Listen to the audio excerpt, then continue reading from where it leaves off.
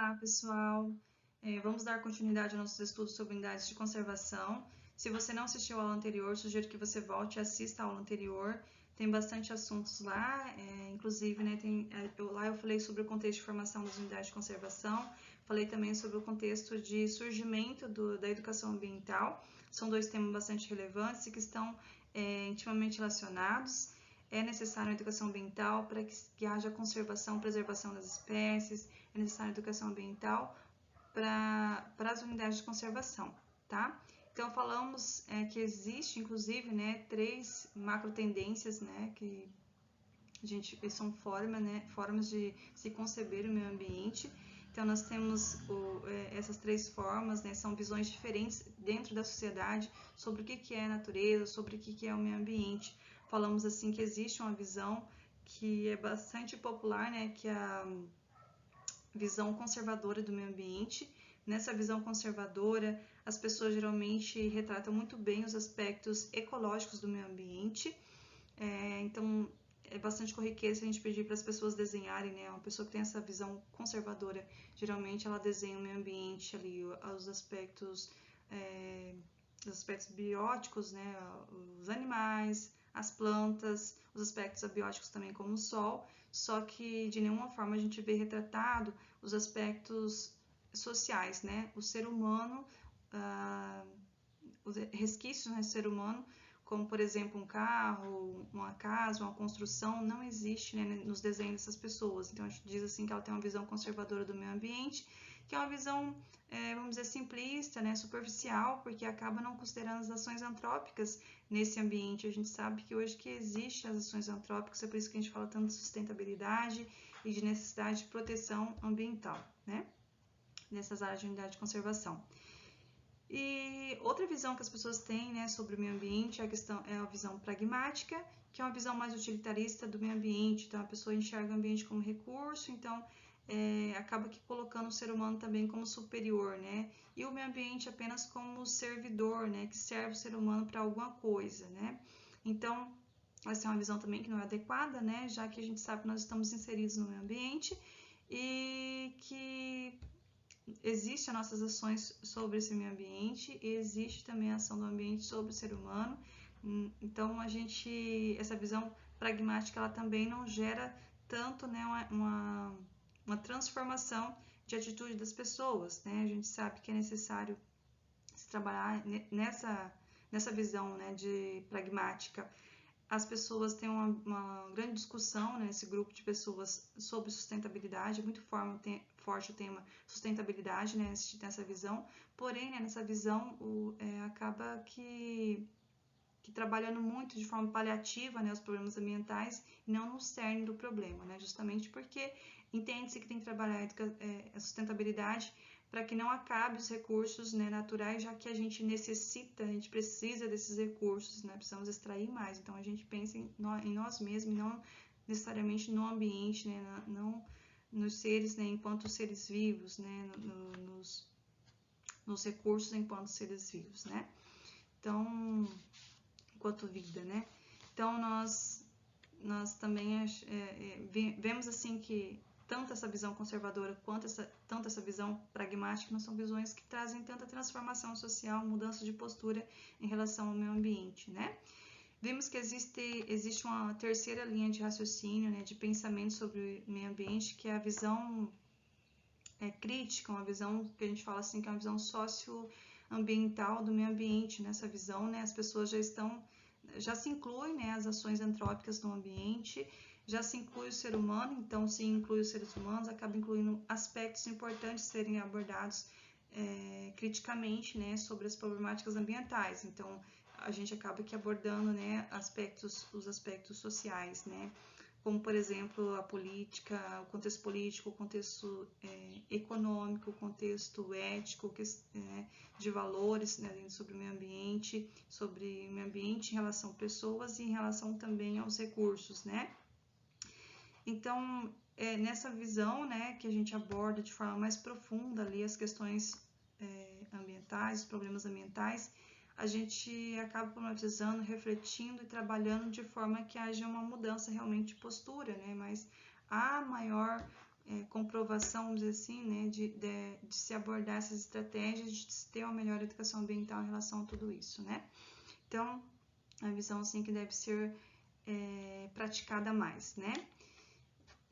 Então, essa educação ambiental, a gente viu que existem algumas leis que regem essa educação ambiental em todo o mundo, mas a gente, especificamente no nosso país, né, a gente tem o PNEA, que é uma política voltada para a educação ambiental, né, que rege a nossa educação ambiental, e foi muito importante a criação desse PNEA, dessa política, né, de 1999, porque ela nos sugere, né, que seja trabalhada a educação ambiental na educação básica e também no ensino superior, e que seja trabalhada de forma interdisciplinar, né, assim como sugere todo o contexto de educação de formação de educação ambiental, né, todo o contexto de formação, de surgimento da educação ambiental, vem sugerindo que seja trabalhada a educação ambiental de forma interdisciplinar. Então, o PNEA também tem essa sugestão, né, que seja trabalhada a educação ambiental no ensino da educação básica e do ensino superior e de forma interdisciplinar.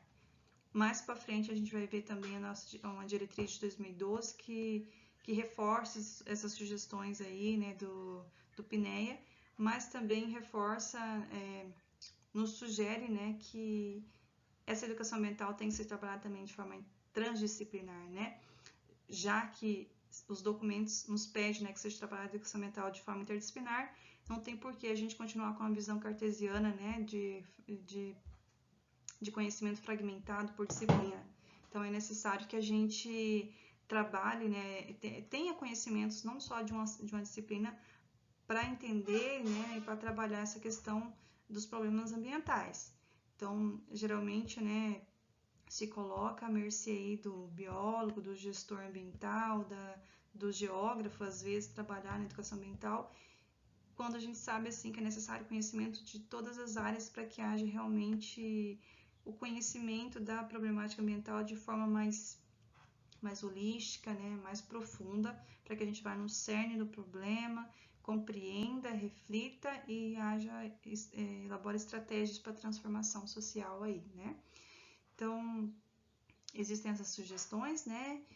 E quando a gente fala de unidade de conservação, a gente tem essa questão mais reforçada do contexto da necessidade de criação das unidades de conservação para a preservação ambiental. A gente tem bastante explícito na Constituição Federal de 88, né? Nessa Constituição Federal de 88, em seu capítulo 6º, né, que é o capítulo dedicado ao meio ambiente, nós temos ali a sugestão, né, de que haja a criação de órgãos, né, reguladores de proteção, né, de conservação do meio ambiente, né? Então, aqui eu tenho esse artigo 6º da Constituição Federal, da nossa Constituição, especificamente no seu artigo 225, né, um artigo que diz o seguinte, ó, que todos têm direito ao meio ambiente ecologicamente equilibrado, bem de uso comum do povo e essencial à sadia qualidade de vida, impondo-se ao poder público e à coletividade o dever de defendê-lo e preservá-lo para as presentes e futuras gerações. Então, assim, a gente vê nesse artigo já a sugestão de criação de órgãos de regulação, né, dessas áreas de preservação da natureza e de responsabilidade do poder público, né, de serem criadas, e também, de certa forma, né, recai a responsabilidade também de forma coletiva aqui, né, então a gente fala de uma participação pública, né, inclusive, quando a gente fala de educação ambiental, a gente tem que lembrar, assim, que é necessário que se trabalhe educação ambiental, além da educação básica e superior, além dos muros da escola, da universidade, é necessário que se trabalhe educação ambiental até nos meios de educação não formal, né? Como, por exemplo, nas próprias unidades de conservação. E a gente tem muitos programas, né? Muitos movimentos, as próprias unidades de conservação trabalham a educação ambiental, né? Em seu contexto, com palestras, com minicursos, com oficinas didáticas,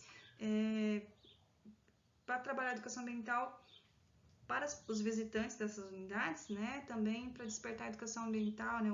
A consciência mais crítica sobre os problemas ambientais, também dos moradores ao seu entorno, uma vez que esses moradores, muitos dependem, né, da educação dessas unidades de conservação, né, para sobreviver. Então, é necessário que essas pessoas também tenham uma consciência ecológica muito boa, né? Então, a educação ambiental tem que se trabalhar também com os moradores, com as pessoas que trabalham nas unidades de conservação, né? Quem vai administrar, aqueles que vão interferir diretamente ou diretamente nas unidades de conservação. Então, a gente fala assim que, quando a gente fala de educação ambiental, a gente tem que falar sobre essa questão da gestão participativa, né, das unidades de conservação, né, uma vez que nós estamos inseridos no meio ambiente, que acabamos de alguma forma interferindo direto ou indiretamente neles, né, no ambiente.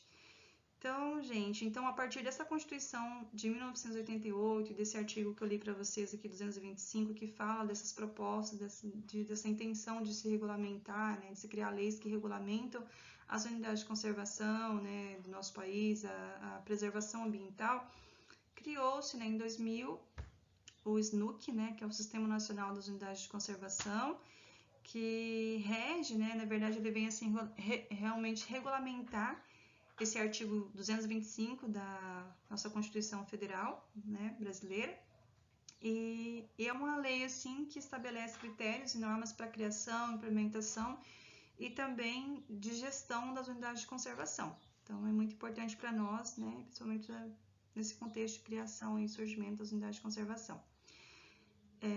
Nós temos muitas unidades de conservação no nosso país, né, só falando em relação ao mundo, a questão mundial, assim, só no século passado, no século XX, nós tivemos mais de 30 mil unidades de conservação em todo o mundo aí, né? Então, e não é diferente do nosso país, nós temos muitas unidades de conservação no nosso país, né? Então, aqui nesse slide a gente tem aí o primeiro parque, né? O Parque Nacional de Itatiaia, no Rio de Janeiro, que foi criado em 1937. É uma serra com uma mata muito densa, né, de mata atlântica aí, né, e nessa serra a gente tem muitas espécies, né, muitas espécies de animais e de plantas, inclusive endêmicas, né, desse local, que precisam ser preservadas, né. Em 1937, claro, não tinha o SNUC ainda, não tinha algumas leis que regiam especificamente as unidades de conservação, mas já existiam alguns decretos, né, no caso o Parque Nacional de Itatiaia, teve um decreto específico, né, pelo presidente interino, né, da época lá, que era Getúlio Vargas, né, ele sancionou um decreto, né, que para a criação desse primeiro Parque Nacional de Itatiaia, no Rio de Janeiro, em 1937. Consequentemente, né, em 1939 teve a criação também do Parque Nacional de Iguaçu, né, que a gente sabe que existe uma grande biodiversidade ali no Parque Nacional de Iguaçu. A gente vê também assim que é um parque que hoje ele já é considerado assim é reconhecido, né, como um patrimônio mundial natural, né, desde 96 na verdade. Ele também é reconhecido, né, como uma das 7 maravilhas do mundo, né? Então a gente sabe assim que é bastante preservado, justamente por causa da sua fauna, flora, mas também porque está ligado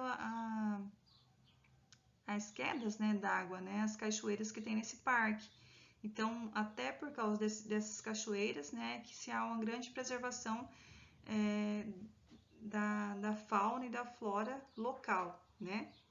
Então, é um parque muito importante para o nosso país. Inclusive, a gente já relaciona, né? Ele tem mais de 185 hectares, então é um parque gigantesco, né?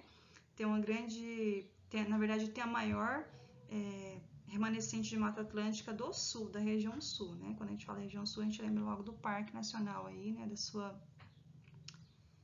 Dessa reserva, né? Que tem nesse parque, né? Então, ele foi criado em 1939, né? Com uma visita, inclusive, né? De Santos Dumont nessas cataratas, né? E ele ficou surpreso em saber que até então, em 1939, 1938, 39, esse parque ainda era de propriedade privada, né? Então, a partir daí, da sua visita, é que se regulamentou, né? Se regularizou esse parque como público, né? Então, é um parque de propriedade pública, né, que tem uma grande conservação aí da diversidade aí dos seres quando eu falo assim de seres em relação à fauna e à flora presente nesse parque, né? Quando a gente fala também desse parque do Iguaçu, não tem como a gente não lembrar também da usina hidrelétrica, né, de Foz do Iguaçu, que eu falo assim que eu faço memória, né, dessa usina hidrelétrica de Foz do Iguaçu, porque eu já lembro de outro parque, que é o Parque de Sete Quedas, que ele foi criado em 1961, mas não em Foz, né, existiu o Parque de Sete Quedas bem abaixo aqui, bem na divisa aqui do estado de Paraná e Mato Grosso, né, no município chamado de Guaíra, existia as Sete Quedas, e era um parque assim que também, né, por um decreto, ele foi de alguma forma regulamentado, né, em 1961, e só que ele não durou muito tempo, né, em 1982, por volta aí da década de 80, né, essas quedas d'água de Guaíra ali, né, as Sete Quedas, elas foram submergidas justamente, né, para a criação da barreira, né, do lago de Itaipu, né, de Foz, para uso ali da usina hidrelétrica. Então, por isso que eu falo, né, que sempre que eu lembro de Foz do Iguaçu, que eu lembro das cataratas de Foz do Iguaçu, né, desse parque nacional, né, que nós temos hoje em dia, né, com aquele tanto de quedas d'água, eu faço memória já a outro parque, né, que é o Parque das Sete Quedas que nós tínhamos em Guaíra, no município de Guaíra, na década de 60 até a década de 80, que era um parque que foi submerso, né, lamentavelmente, né, foi submerso, porque se a gente fosse falar em volume de água, era o parque que tem maior volume de água por segundo, né, mas, inclusive, falando de forma mundial mesmo, né, tinha maior volume de água até em comparação com o Niágara nos Estados Unidos, né, com as cataratas de Niágara nos Estados Unidos. Então, para você ver assim que é um lamentável. Eu que moro aqui no município vizinho, que todas as vezes que eu passo a ponte ali, a Ayrton Senna, né, que são mais de 3 km de ponte ali, a gente fica olhando aquela imensidão de água e a gente fica trazendo a memória, né, que debaixo daquelas águas ali do rio que passa calmamente hoje, existiam as Sete Quedas, né, que foram submersas para fazer o estancamento, né, a represa de água, né, que nós temos hoje para funcionar a usina de Itaipu, né, que a gente sabe também que é importante, né, porque há uma distribuição grande de energia para o nosso país e para o Paraguai também, né, mas que é lamentável a perca desse parque das Sete Quedas na década de 80, né. O terceiro parque foi criado no nosso país, né, a Serra dos Órgãos, que foi em 1939. Esse parque, né, também tem uma grande parte aí, né, de mata aí, que preserva muitas espécies. Tem mais de 2.800 só de espécies de plantas, então existem muitas espécies de plantas, de animais, né, de todos os grupos aí que a gente pode pensar, de répteis, de mamíferos, né, de anfíbios aí que são preservados. Tem muitas espécies endêmicas, tem mais de 20.000 hectares esse parque, né, então, e tem a maior rede de trilhas, né, do nosso Brasil, aí, mais de 200 km aí de trilhas, né, então é um parque muito importante, muito destacado aí para nós até hoje, né, o Parque da Serra dos Órgãos.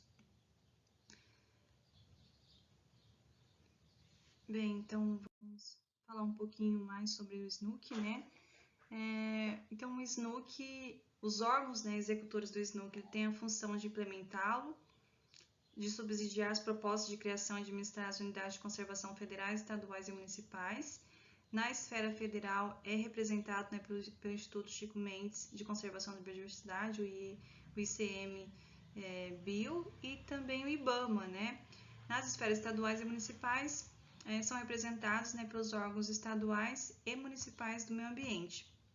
Então, quando a gente fala assim, né, que uma área primeiro, né, como que é constituída essa reserva, né, essa unidade de conservação? Primeiro que a gente tem que ter em mente, assim, né, que elas são criadas por um ato do poder público, né, e geralmente elas são administradas ou pelas unidades de federação, né, pela unidade federativa, por exemplo, que está citada aí, né, o Instituto Chico Mendes de Conservação da Biodiversidade, né, o IBAMA, ou algumas esferas municipais ou estaduais, né? Alguns órgãos municipais e estaduais direcionados ao meio ambiente. Então, é dessa forma que é regida ali, né, que é regulamentada e que é administrada, né, ali as unidades de conservação, né. Sobre a criação, né, a gente tem que entender, assim, que existe o Estado, né, ele que tem essa responsabilidade de verificar se as unidades, né, se as unidades realmente têm um potencial de preservação de espécies da fauna e da flora ali presente. É necessário que haja uma pesquisa pelo Estado, é necessário que haja, inclusive, depois, se realmente se achar, né, que o Estado comprovar, né, que existe uma potencialidade daquela área, né, ser preservada, é necessário que passe ainda, né, pelo crivo público, então é necessário que haja uma pesquisa pública para ter opinião das pessoas, né, sobre essa criação, sobre essa gestão, ampliação da área ali de proteção ambiental. Porque geralmente muitas áreas, né, de proteção ambiental, unidades de conservação, elas têm em seu entorno, né, pessoas ali morando que dependem dessas unidades de conservação. Então é necessário levar em consideração também a opinião pública, né, na implementação dessas propostas, né, de criação das unidades de conservação. Então, geralmente a criação ela é pública, né, do setor público, e geralmente setor federal, né, passa pelo setor federal, mas também a gente sabe que existe um crivo público também ali, né, de participação pública na sua concepção, né, no surgimento dessas áreas, na criação dessas áreas. E a gente sabe que essas áreas, então, de unidade de conservação servem para preservar o meio ambiente, mas a gente sabe, assim, que como existem pessoas que moram nesse local, como existe um contexto histórico humano nesse local, então se preserva muito mais do que o contexto ecológico, né? Também se preserva aspectos culturais, aspectos históricos inerentes à ação humana, né? A vivência humana nesses locais também, né? Por isso tem grande importância dessa unidade de conservação. Preserva-se o meio ambiente e preserva os aspectos também sociais, culturais, históricos das pessoas que moram, né, nesses locais, que dependem desses locais também, né? Então aqui a gente tem alguns objetivos do SNUC, né, dessa lei que rege, né, o Sistema Nacional das Unidades de Conservação.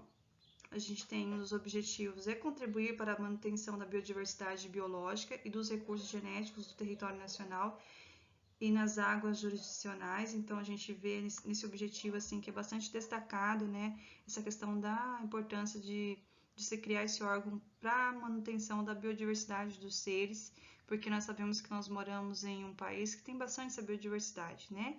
Então, como preservar essa biodiversidade? Então, as leis têm que ser regulamentadas para isso também, né? Proteger as espécies ameaçadas de extinção no âmbito regional e nacional também. Então, infelizmente, existem muitas espécies que já foram extintas e tem espécies ameaçadas de extinção. Então, de que forma, né, que a gente pode preservar essas espécies, né, defendê-las de uma possível extinção aí? Então, esse é um dos objetivos do SNUC, né, também. Promover o desenvolvimento sustentável a partir de recursos naturais. Então, a gente sabe, assim, que existe ação antrópica sobre os ambientes, né, naturais aí, e que essa ação tem levado a uma grande devastação ambiental, degradação ambiental. Então é necessário ter medidas de sustentabilidade, porque a gente sabe que nós dependemos também dos recursos naturais, né? Mas é importante a gente criar uma consciência de que é necessário preservar para sempre ter também, né, esses recursos ambientais. Então a gente também tem que trabalhar por uma sustentabilidade, né? Ter um respeito com o ambiente, né, para que haja uma coexistência entre nós e os seres, e a parte ecológica também do meio ambiente, né. Também, um dos objetivos aqui do SNUC, né, promover a utilização dos princípios e práticas de conservação da natureza no processo de desenvolvimento. Então, a gente sabe que existe um desenvolvimento econômico no nosso país, mas esse desenvolvimento econômico eles têm que estar aliado também à conservação do meio ambiente. Então, isso tem que estar bem claro nas leis e também nas cobranças, né, para que a gente possa cobrar o poder público, as pessoas, né, a se preservar, né, essa biodiversidade. A gente precisa ter o desenvolvimento econômico, mas também precisa ter a preservação ambiental, né. proteger paisagens naturais e poucos alteradas, né, de notável beleza cênicas. Então a gente tem muitos, e a gente vai ver, né, nessa aula também, que existem muitas paisagens naturais, muitas belezas, né, no nosso país, e que elas têm que estarem sempre intocáveis, né, porque algumas unidades de conservação, né, por exemplo, os monumentos, eles não podem ser alterados, né, essa parte natural, né? Precisa que seja preservada a sua integridade, né? Essa característica, né, da paisagística do ambiente. Então, o SNUC vem também proteger essa questão cênica, né? Essa questão artística, né, da paisagem, né? Nesse sentido, né? Então, esses são alguns objetivos, né? Pincelei aqui, né? Se alguém quiser aprofundar mais os objetivos do SNUC, também pode pegar a lei, que tá tudo muito bem explicadinho, né? Mas tudo bem no sentido de a gente conservar e proteger o meio ambiente. No artigo 2 tem a definição do que são unidades de conservação. Ó. Então, a gente tem unidade de conservação como espaço territorial e seus recursos ambientais, incluindo as águas jurisdicionais, com características naturais relevantes, legalmente instituída pelo poder público, com objetivos de conservação e limites definidos, sob regime especial de administração, a qual se aplicam garantias adequadas de proteção. Então, a gente tem aqui a forma, né, como que se concebe essa unidade de conservação de acordo com o SNUC, né, que é um espaço territorial e também leve-se em consideração os recursos ambientais que estão nesse espaço, que é necessário que o poder público, né, institua as leis, né, e regulamente essa unidade de conservação e que haja uma preservação, uma conservação, inclusive com a participação com a gestão participativa, né, das pessoas, né, nós, por exemplo, né, nós devemos também, de alguma forma, ajudar, né, com a educação ambiental, como a gente já viu, para a preservação dessas espécies, né, que existem nesses locais. Inclusive, nós devemos coexistir, né, de forma bastante sustentável, né, com esse meio ambiente. Então, nesse sentido que vem sendo criadas essas unidades de conservação. E nesse segundo artigo ainda a gente vê assim uma diferenciação entre dois termos assim que às vezes é muito confundido, né? Que é a preservação e a conservação. Então existe na verdade na literatura ainda uma certa discussão sobre o que são, o que é, né? Qual que é a diferença entre esses dois termos? Algumas pessoas usam como sinônimo, dizem que não precisa ser diferenciados, mas aqui para a lei, né? Para o SNUC e para nós, assim, eu acredito que é necessário a gente também saber diferenciar também esses dois termos. Então, quando a gente fala assim de preservação ambiental, a gente logo tem que lembrar assim sobre essa questão de que existem áreas que são intocáveis, que devem ser intocadas, né? Isso que significa preservar, intocar, né? Então, não se deve ser tocada, deve-se garantir a preservação integral desses locais. Então, além de ser preservado, tem que ser preservado na sua integridade, né? O homem não deve mexer nessas áreas, né? Como a gente falou assim da questão paisagística, né? Tem paisagens que não se deve tocar, não se deve mexer, porque ela é justamente preservada por essa especificidade dela, né? Dessa paisagem que ela tem, né? Então, o que é essa preservação, né? É uma proteção de longo prazo, né? Então, ou seja, né, está relacionado ao ser humano não tocar na natureza, né? Nesses locais, nessas áreas. Há uma prevenção da simplificação dos sistemas naturais, uma menor interferência humana possível, e a corrente dominante é a do não uso. Então aqui não há o uso e às vezes não há o uso nem indireto das pessoas, né? Às vezes até existem cachoeiras, por exemplo, né? Mas pessoas às vezes não são, devido à característica, né, desses locais, dessas áreas de preservação, às vezes nem tomar banho em certas cachoeiras nesses locais podem acontecer. Então tem que ser preservado na sua integridade mesmo, né? E existe também o conceito de conservação, né, que está relacionado ao manejo de uso humano na natureza. Então a gente já destaca bastante aqui a sustentabilidade. Então essas áreas elas são conservadas, porém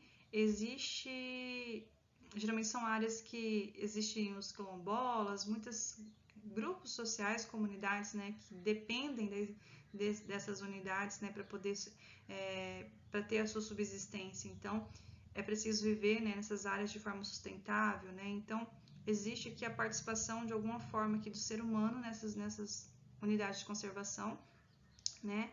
Dita de conservação mesmo, né? Então, sempre está relacionado ao manejo do uso do ser humano na natureza, compreende a preservação, o uso sustentável, a restauração e a recuperação do ambiente natural.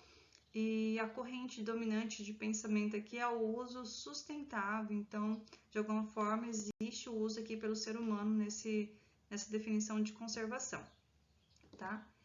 Então, existem 12 unidades de conservação, 12 grupos, né? Aqui 12 unidades de conservação, divididas, na verdade, aqui em dois grandes grupos, que são algumas, né? Algumas categorias de unidade de conservação estão incluídas em um grupo chamado de proteção integral, que é o que a gente acabou de ver sobre proteção integral, né? Que no caso, essas áreas é uma área assim que não existe a ação humana, né? Nessas áreas, então é uma área assim que é bastante preservada, né? Bastante restrita. Então a gente tem o exemplo ali a estação ecológica, a preservação biológica, o Parque Nacional, o Monumento Natural e o Refúgio da Vida Silvestre. Então essas categorias aqui, elas estão dentro dessa proteção integral, que é uma das unidades aqui de conservação da natureza, tá? No segundo grupo, a gente tem o grupo do uso sustentável, que são unidades de conservação em que já há ação do ser humano nessas unidades. Existe a conservação, mais uma vez, não é algo assim que fica à mercê do ser humano, claro, é regulamentado por lei, existe a interferência humana, mas de forma respeitosa, né, de forma sustentável, para que haja coexistência realmente dessas pessoas que dependem dessas unidades de conservação e que tem que, né, de alguma forma, coexistir com a preservação também, com a conservação dessas unidades também, né? Então, são várias unidades aqui de uso sustentável que nós temos no nosso país, né? Temos a área de proteção ambiental, temos a área de relevante interesse ecológico, a Floresta Nacional, a Reserva Extrativista, a Reserva de Fauna, a Reserva de Desenvolvimento Sustentável e a Reserva Particular do Patrimônio, tá? Então, nós vamos ver agora o primeiro grupo, né, que é de proteção integral, que aborda essas 5 primeiras categorias aqui, do lado esquerdo, né? Então, o primeiro grupo que a gente vai ver, de unidade de conservação integral, a gente tem a estação ecológica. A estação ecológica tem por objetivo a preservação da natureza e a realização de pequenas pesquisas científicas. De forma geral, assim, quando a gente fala de estação ecológica, a gente vai ver, assim, de unidade de proteção integral, eu acredito que seja a mais restritiva aqui, sem ação humana. Para fazer pesquisa tem que pedir licença, né, para os órgãos que regulam, né, essa estação ecológica, né, que administra.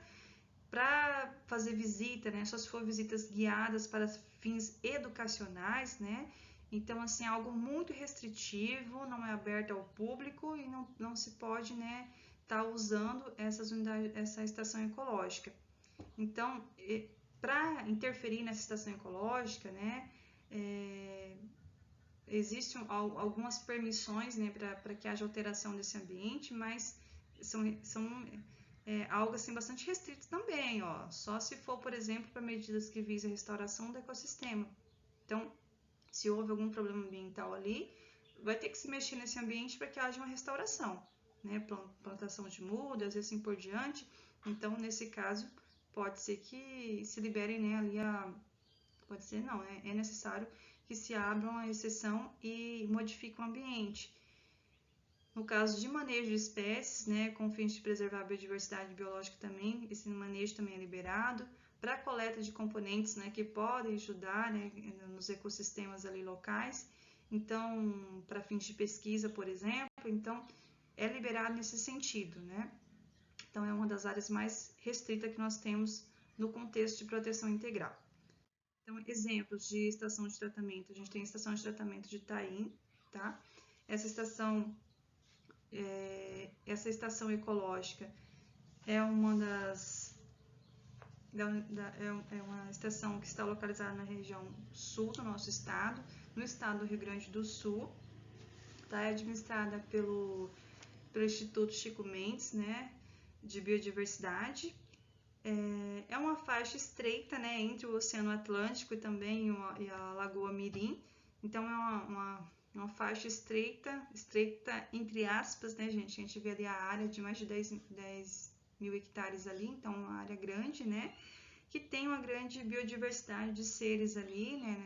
Nessa área de biodiversidade é conhecida inclusive como Pantanal Gaúcho.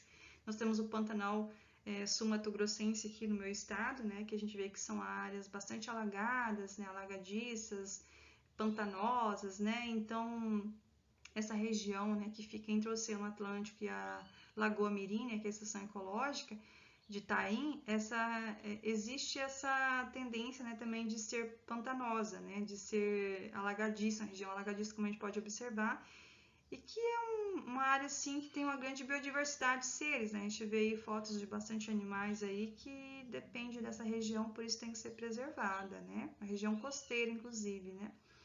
A gente tem uma capela aí que recebe bastante visitas também. No caso dessa capela, existe a visita aí, né, aberta aí para as pessoas visitarem. E é uma estação muito importante para nosso país, né? Outro exemplo de estação ecológica é a Ilha do Mel, que está localizada no estado do Paraná. A Ilha do Mel ela tem mais de 5.000 km aí de praias, né? Então é bastante requisitado, existe um limite de visitação por dia nessa Ilha do Mel e está localizado no município de Paranaguá, no estado do Paraná, né? Tem administração estadual para você observar a beleza, né? Uma das maravilhas que nós temos no estado do Paraná, tem o Pontal, tem tudo, tem locais assim que tem cachoeiras e tem muita biodiversidade, com certeza, nessa ilha, né? Então, é administrada pelo Instituto de Meio Ambiente do Estado do Paraná, tá? É uma administração, então, estadual aí, como a gente pode observar aí, tá? Outro exemplo é a Estação Ecológica da Serra Geral do Tocantins, localizada no estado, né, de Tocantins. A gente vê aí como tem um grande desfiladeiro, tem bastante cachoeiras, né, tem bastante recursos aí, né, que tem que ser preservados. Temos cachoeiras que caem, né, de uma distância aí gigantesca aí, então, portanto, né, que é necessário ser preservado esses recursos naturais, tá? Temos a Estação Ecológica de Carijós, que está localizada na região sul, no estado de Santa Catarina, no município de Florianópolis, com a área de 720 hectares, né? Então, a administração é de esfera federal e é uma área também de manguezal, né? A gente vê aí pelas fotos aí que é uma área de manguezal, né? Pelas raízes aí que estão por cima da água e de árvores, né? Então, é uma região de manguezal, né? A preservação de caranguejos. Essa área, né, ela foi criada em 1987, né, essa área de proteção integral, essa estação ecológica dos Carijós, e ela foi inclusive, né, assim, esse decreto ele vem do Código Florestal também, né, que cria essa área assim, né, como se fosse assim uma área que não se deve ser tocada, né? Realmente, essas áreas de proteção integral, elas já são regidas, na verdade, pelo Código Florestal, né? Que diz que 90% da área de proteção do nosso país, ela deve ser intocada, né? Então, tá dentro desses parâmetros do Código Federal, do nosso Código Ambiental também, tá? E outra área de proteção integral que nós temos são as reservas biológicas. As reservas biológicas também são super restritivas, né, ao uso ali, à visitação do público, né? Então tem por objetivo a preservação integral da biota e demais atributos naturais existentes em seus limites, sem interferência humana direta.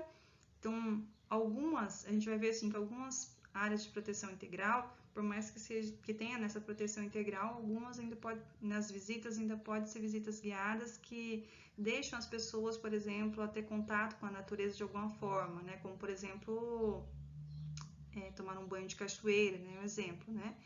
Então, é o caso aqui dessa reserva biológica, né? Que existe que eles deixam, né? Os visitantes, em alguns casos, né, tomar banho de cachoeira, em contato, de certa forma, indireto ali, né? Com essa reserva, né? Com os recursos naturais. Então, é de posse de domínio público, né? Quando existem áreas particulares, né, que detêm essas reservas biológicas, elas serão, né, desapropriadas, porque tem que ser de domínio público, né? De administração federativa ou estadual, elas têm que, de alguma forma, ser de domínio público, né? É proibida, olha só, a visitação pública, exceto, né, em áreas assim, né, que vai possibilitar com objetivo educacional, né, educação ambiental, por exemplo, né, é bem restrita, como eu disse, né, em pouquíssimos casos que se há liberação para um contato indireto com a natureza, né. A pesquisa científica, inclusive, ela pode ser executada nesses locais, só que daí é necessário que haja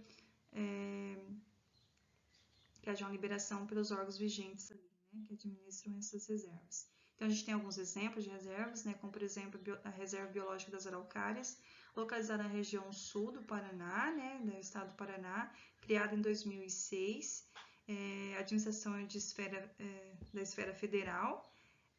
Essa área ela é de grande proteção aí, né, da proteção das araucárias. Aqui também a gente tem um bioma, né, bastante vigente ali, o bioma da Mata Atlântica, e não só protege as araucárias, mas também como os recursos hídricos, né, dessa região também. Outro exemplo de reserva biológica, a gente tem a Reserva Biológica de Jaru, localizada na região norte, em Rondônia, né? Aqui o bioma já é Amazônia, e foi criada em 2006 também, aqui administrada pela esfera federal. A gente tem uma grande área aí de proteção da flora, né, de floresta mesmo, né, de mata, quer dizer, né, de mata, e dentro dessa mata a gente tem uma grande biodiversidade aí de espécies de plantas e de animais também. Temos uma proteção também aos recursos hídricos aí por essa reserva biológica.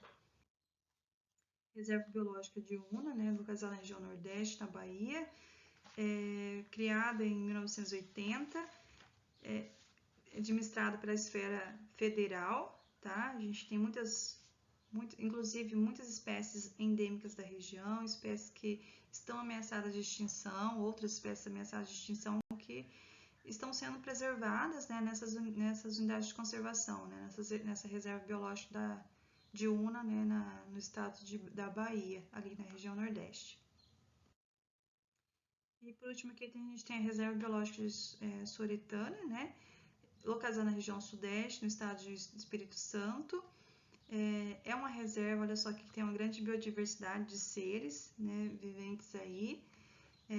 A administração é federal, ela foi criada, né, em 1941 e tem essa proteção ambiental integral aí, né, que é muito importante.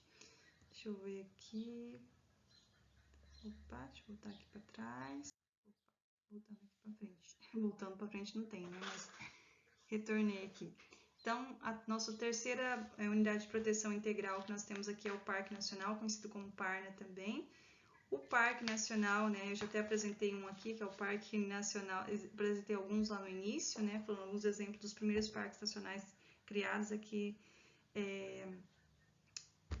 no nosso país, né, aliás, né, as primeiras unidades de conservação foram parques, foram reservas, né, a gente vai ver que essas foram as primeiras unidades de conservação criadas no nosso país, né, então os parques, né, têm por objetivo a preservação de ecossistemas naturais de grande relevância ecológica e beleza cênica, possibilita a realização de pesquisa. A gente vai ver que aqui já tem existência do ecoturismo, é mais liberado, né, a diferença entre a reserva, a estação ecológica e o parque aqui que a gente está vendo agora, o Parque Nacional.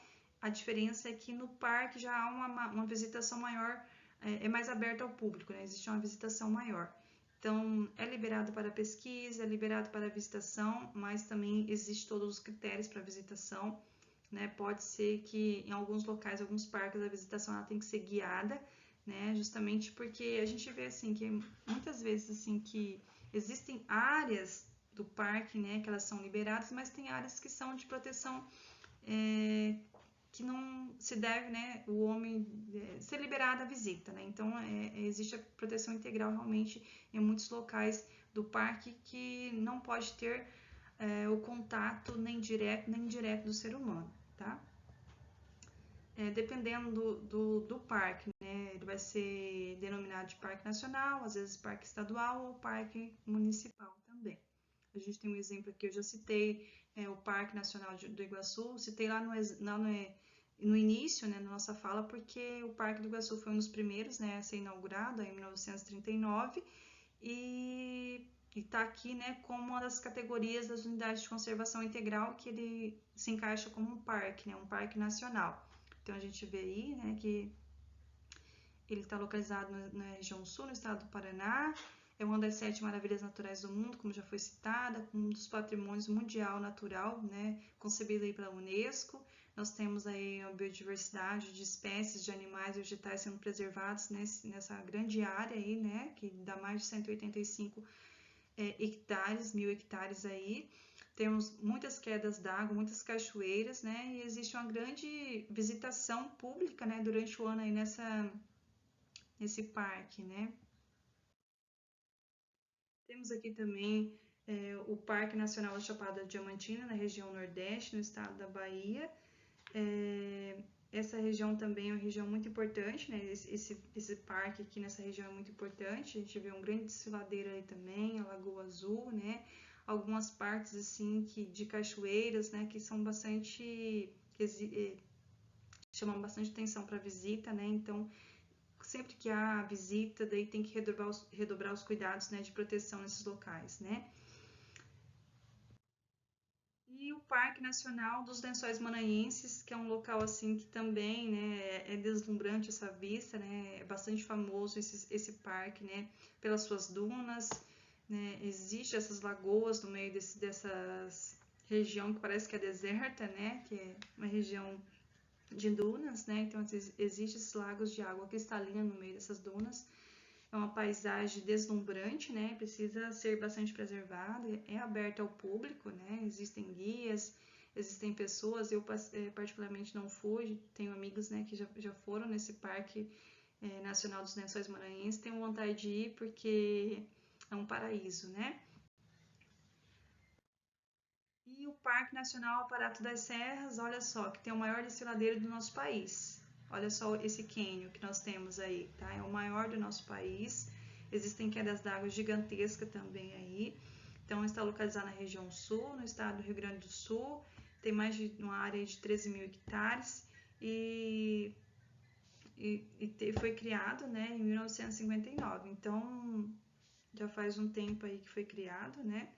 E é importantíssimo aí para o nosso país.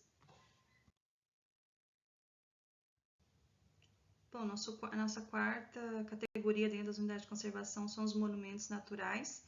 Os monumentos naturais têm por objetivo, né, preservar sítios naturais raros, singulares de beleza cênica, né, de grande beleza cênica. Então, os monumentos, por que monumentos, né? Porque tem uma característica relevante no seu relevo, né, no seu desenho, então é preservado por isso, né, e também porque existe não só pelo seu desenho, o desenho do relevo, mas existe nesse relevo, né, de alguma forma existe uma grande biodiversidade ali, né, alguma importância ecológica, e por isso que eles são preservados, né. Existem alguns que são áreas particulares, mas em todo caso, né, a gente se prevê assim, quando existe algum caso na unidade de conservação que é de uso particular, tem também estar dentro da lei, né, regulamentado, né, para que o uso ali pelo proprietário, né, seja de acordo com a lei também, né, que não venha agredir esse meio ambiente. Então, se de alguma forma, né, o uso pelo proprietário vai agredir, vai vai sair dos termos da lei, né? Então, de alguma forma, tem que ser desapropriado, né, pelo proprietário ali, esse monumento natural. Então, a visitação é pública, né? A visitação pública está sujeita às condições e restrições estabelecidas, né, pela lei que rege ali esse monumento natural. A gente tem um exemplo aqui do monumento natural das Ilhas Cagarras. Esse monumento, né, são de três ilhas e 2 ilhotas. Está localizado na região sudeste, no estado do Rio de Janeiro. Foi inaugurado e criado, né, em 2010, né, a lei que rege, né, esse monumento.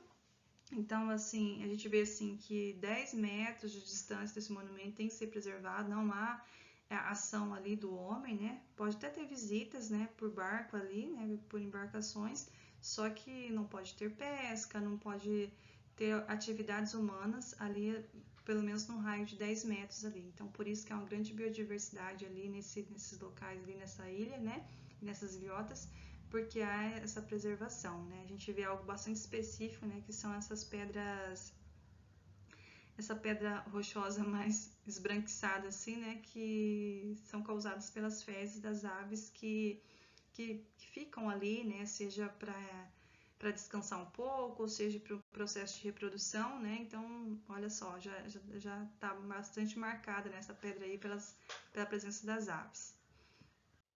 Monumento Natural do Vale dos Dinossauros, localizado na região Nordeste, no estado do Paraíba, né? Tem uma área de 40 hectares aí, e a gente vê assim que há bastante pegadas, bastante vestígios, né, de espécies de dinossauros que viveram há mais de 1 milhão de anos atrás. Então a gente tem mais de 80 espécies desses animais que foram catalogadas aí pelas suas pegadas, né, por esses vestígios. Então é um parque ecológico de grande preciosidade para nós, né, em termos históricos, né, um parque arqueológico inclusive, né.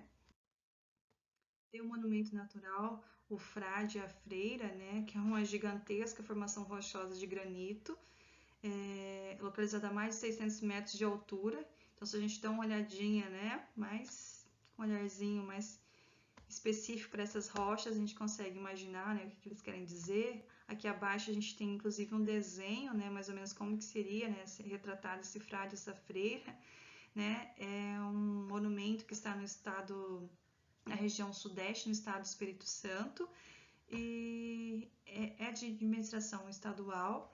Existe até uma lenda, né, sobre esses monumentos, né, que diz que existe um frade, né, que se apaixonou por uma freira, como o amor é impossível, né, eles acabaram eternizando o amor deles em forma de pedra, de rocha, né. Então, assim, essa é uma história, né, mas cada um acredita no que quiser, e é uma excelente, né, um desenho esculpido aí com o tempo, né, ali na rocha ali. Então fica sugestivo aí para você, se você acha realmente que parece um freio, uma freira, um frade, né? Um frade, olha, um freio, uma freira. Um frade, uma freira. Então fica aí sugestão para você analisar esse desenho aí, né, dessa rocha. Importante que é um monumento que tem uma grande preservação, né, de uma área ali de floresta ali, de mata ali também, né, de Mata Atlântica. Temos também o Monumento Natural das Falésias de Beberibe, né, localizado na região Nordeste, no estado do Ceará. Essas falésias são paredões, né, esculpidos, né, pela água do mar, né, que ficou ali, né, batendo por muito tempo, por água da chuva e assim por diante, que acabou esculpindo esses paredões rochosos, né, há muito tempo aí. Então são as falésias nordestinas, né, que há muita visitação, inclusive nessas falésias, nessa zona costeira. É uma região assim que também a gente fala assim que é uma região de um amortecimento, né, entre um ecossistema e outro. Então é região assim que entre os corredores e o ecossistema, né, então contribui, né, para a manutenção da estabilidade do ecossistema que é protegido. Então é uma região assim muito importante por isso, né, a região de amortecimento que visa essa proteção, né, ao redor da unidade de conservação. E por último, aqui nossa quinta categoria, né, de unidade de conservação, nós temos o refúgio de vida silvestre, tá, que tem por objetivo, né, proteger os ambientes naturais, onde se asseguram condições para a existência ou reprodução de espécies ou comunidades da flora local, da fauna residente ou migratória. Né? Podem ser constituídos por áreas particulares ou áreas públicas, e a gente já sabe, né, que quando a área é particular, ela também está sob a lei, então ela tem que cumprir a lei, só tem que ser desapropriada. Então, existe a visitação pública a esses locais de acordo com as normas. Pesquisa também sob autorização pode ser feita também, tá? Então, a gente vê, assim, bastante esses locais de refúgio, são locais, assim, que realmente servem de refúgio por um período de tempo pelos animais, né? A gente tem um exemplo aqui do refúgio da vida silvestre da Ilha dos Lobos, localizado na região sul, no estado do Rio Grande do Sul. É um bioma marinho, né? Então, é um local assim que há um grande refúgio de leões e lobos marinhos que sul-americanos, né? Que vêm de diversos locais e eles vêm passar uma temporada, na verdade, aqui, né? Você vê assim que é uma região, como é uma região protegida, né? Essa parte aqui dessa ilha, então é uma região assim que tem muita diversidade de peixes ali, né? Então esses leões, esses lobos marinhos, eles vêm geralmente no inverno e na primavera, eles vêm se reabastecer, né? Eles vêm descansar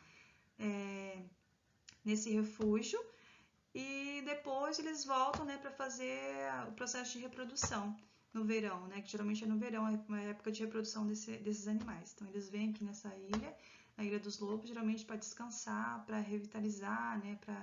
Para se alimentar bem. Depois eles vão fazer o processo de reprodução. Temos o refúgio da vida silvestre do arquipélago de Alcatrazes, localizado na região sudeste do estado de São Paulo. Protege, né, esse local ele, serve de proteção à vida marinha e reprodução das aves também. É um local também, assim, na verdade é um ninhal, né, que a gente fala assim que é um ninhal de fragatas do Atlântico Sul, é o maior ninhal, né, de fragatas da região sul. Então é um refúgio, né, para muitas aves que vem nesse sentido. E algo interessante desse local, desse arquipélago dos Alcatrazes, é que foi uma região que foi pedida pela população para ser protegida, porque é um local assim onde os militares treinavam, né? Então acabava que degradando esse ambiente. Então foi percebida a degradação ambiental pela própria população e a própria população pediu, né? Exigiu que fosse de alguma forma protegido ali, né? Então acabou que virando um refúgio de vida silvestre protegido ali, né? Por lei e tudo, né? Então está localizado na região sudeste, no estado de São Paulo, né? E tem ali um comando administrativo, né, federal. Temos o refúgio também de vida silvestre do Rio dos Frades, localizado na região nordeste do estado da Bahia.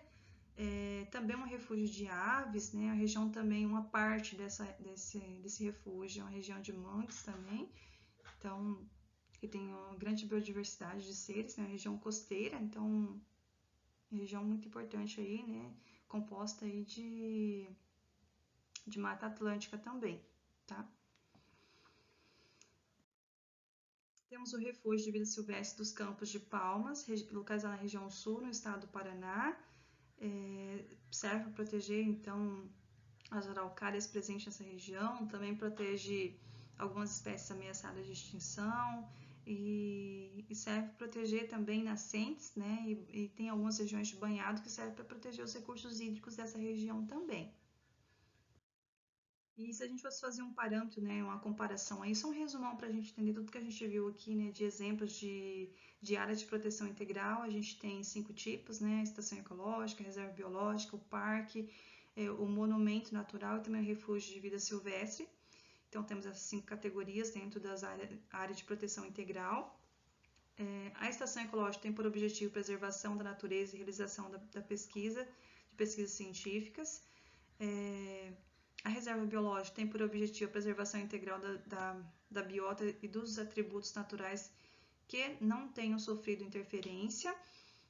Então, temos o parque também, nacional, estadual ou municipal, né, que tem por objetivo a preservação de ecossistemas naturais de grande relevância ecológica e beleza cênica e promoção do ecoturismo. Esses 3, assim, têm posse de domínio público. desculpa, né? A estação ecológica, a reserva biológica, assim, é bastante restritiva, né, a visitação a esses locais. Já a partir do Parque Nacional existe uma visitação pública mais consentida, né, mais aberta ao público, né? Então, o monumento natural tem por objetivo preservar sítios naturais raros, singulares e de grande beleza cênica. O refúgio de vida silvestre tem por objetivo proteger ambientes naturais onde se asseguram condições para a existência da flora local ou reprodução da fauna residente migratória. É aberto ao público, né, ou é de domínio público ou às vezes particular. Lembrando que o particular tem que também ser vigente com a lei, né, senão tem que ter a desapropriação, né. Então, é permitido, né, as visitas, seja pelo ecoturismo, para o ecoturismo, né, ou pelo objetivo, né, por objetivos educacionais, a liberação de visitas, né, principalmente guiadas. Então, esses são exemplos aí de algumas categorias dentro das unidades de conservação integral, né, lembrando que existem muitas outras unidades de estação, de reserva, de parque, monumentos, refúgios no nosso país, eu citei alguns exemplos aqui, tá?